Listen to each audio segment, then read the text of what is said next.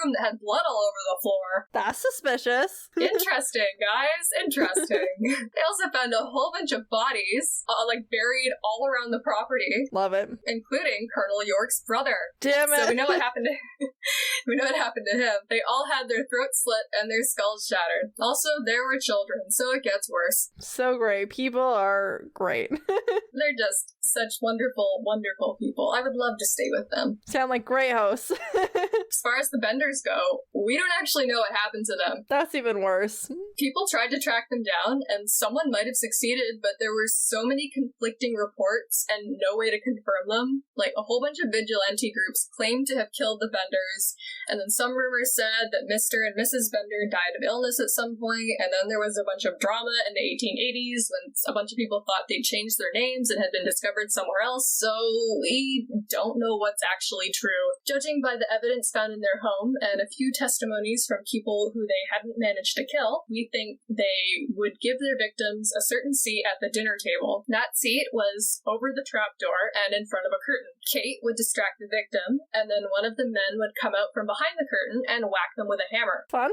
Yeah, it's a roaring good time. Afterwards, we think one of the women would slit the victim's throat, and then they'd drop the body through the trapdoor, and then they'd bury it on the property. Since many of the victims weren't rich by any means or carrying anything really valuable with them, we think that the Benders just enjoyed killing people, just like the Benders in this episode, which is nice. They sound so lovely. So great. So many nightmares tonight. Then the family in this episode also share some of the characteristics of a serial killer named Ed Gein. I know that guy. He's pretty memorable. He killed some people, he robbed a bunch of graves, made stuff out of their body parts. I'm not going to any further details. This guy was messed up. And in fact, he was so messed up that he inspired a few fictional characters you might recognize, such as Norman Bates from Psycho, Buffalo Bill from The Silence of the Lambs, and Leatherface from the Texas Chainsaw Massacre. It's great, guys. In order, we have an Oedipus complex, a skin suit, and cannibalism. So, Ed Gein must have been a riot. I want to talk about, I don't know if you mentioned it, you might have, in which case this will be a segue for you, but there's the family which The Hills Have Eyes is inspired by. Oh, I haven't heard of that. It's like a horror movie. It's a Wes Craven movie inspired by the story of Sonny Bean. I don't know if I said that correctly at all. Who were a Scottish clan who murdered and cannibalized numerous people during the Middle Ages. They sound fun. Yeah, and Craven heard that story and was the road that they lived on was believed to be haunted because so many people disappeared while traveling there, not unlike the Benders. And he adapted this story to be a group of people in the American West and made The Hills Have Eyes. And apparently it's a pretty disturbing movie. You'll have to send me the name of that clan because I love the Middle Ages. It's called Sonny Bean. It's spelled like a saw and then N-E-Y and then bean.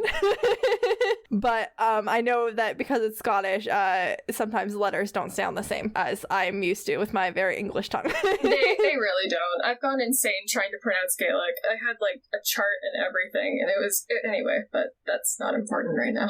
I'm so glad you brought up Ed Gein because I kind of forgot about him until you mentioned him, and then now all of that knowledge came back to me. That guy is super upsetting. He lives in my nightmares. Yeah, he will. I'm pretty sure he was the guy who made Bella Nibbles.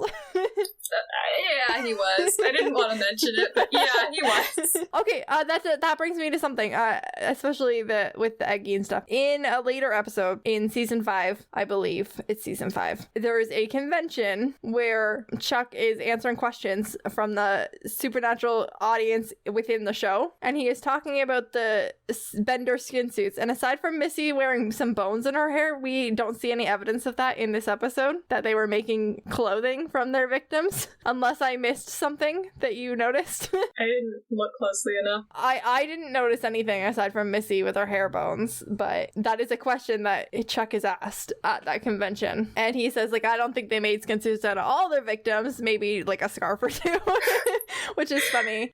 I love that. Horrible, obviously, but because it's fictional, it's funny. But it makes me wonder if this is just like a thing that's like in the supernatural books that exist in the canon of the show, of like, because there's things that happen in those books that we as an audience don't see. Yeah. I think they reference a few things. They reference a few things, like with where the cult is at certain times and stuff like that. Like people who read the supernatural books know where that stuff is, but Sam and Dean don't, because they don't have that information. But yeah, anyway, interesting that it is implied later on in this show that the Benders were doing stuff like that as well. They must have, had the skin suit for special occasions. So gross.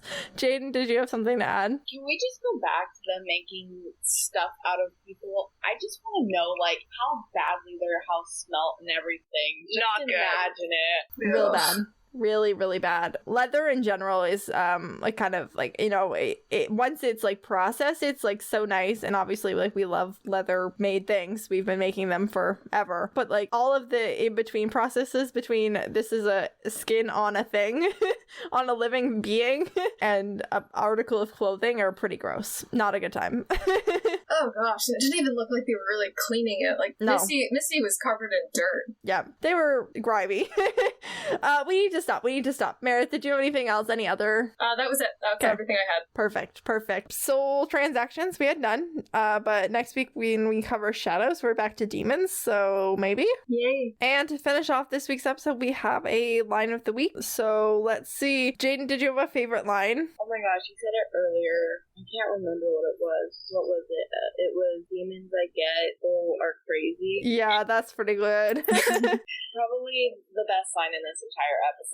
Yeah, that was good. That was probably my second choice. Meredith, what was yours? Well, that was one of my options. And my other one was when Kathleen is yelling at Pa Bender to tell her why they hunt people, and all he says is, because it's fun. Oh, yeah. Chills. It's chilling. Chills. My line of the week is courtesy of Officer Kathleen, where Dean's like, I don't want to press my luck, and she says, your luck is so pressed. I am up to here with you, boy. I love Officer Kathleen, and I think that she should have come back. Yeah, for sure. She deserved more part, but like then again, they probably would have overdone it. She just deserved more screen time, I guess. Yeah, and Heartland started in, I want to say 2008, 2007 maybe? 2007. So like the next year she got cast on Heartland, and she would have been busy. I mean, she was, they film in Alberta and Vancouver, so like it's not like it would have been that hard for her to go, but like it just, yeah, if she'd been like a Jodie or a Bobby, they like would have had to work around that. And we will, do you want to outro yourself now? Yes, I can do that. I'm at Shades of Deanhead on Tumblr and Instagram, and if you go there, you'll see lots of drawings for the fantasy novel I'm writing. And Jaden, where can the people find you if they want to find you? They can find me on TikTok. It's SPN_Marvel.